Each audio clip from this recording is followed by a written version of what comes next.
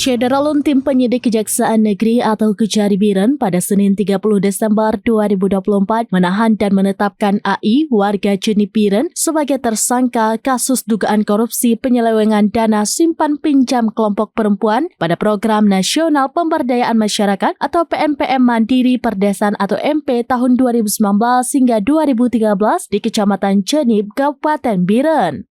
AI awalnya dimintai keterangan di Kejari Biren menjalani pemeriksaan lanjutan terhadap kasus dugaan korupsi pengelolaan dana program simpan pinjam.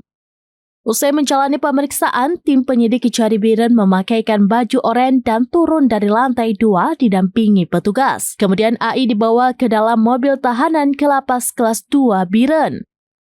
Kejari Biren Haji Munawal Hadi SHMH mengatakan penyidik Kejari Biren telah menetapkan tersangka terkait perkara dugaan tindak pidana korupsi penyelewengan dana simpan pinjam kelompok perempuan atau SPP pada PNPM MP tahun 2019 hingga 2013 di Kecamatan Jeni, Kabupaten Biren.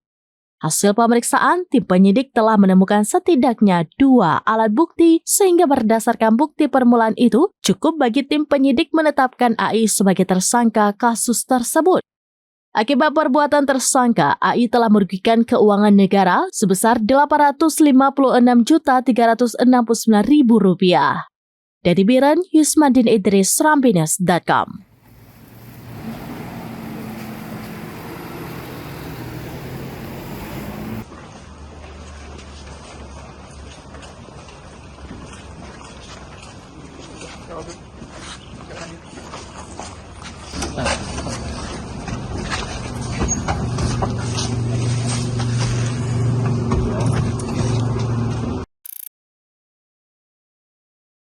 Download Tribun X sekarang, menghadirkan lokal menjadi Indonesia.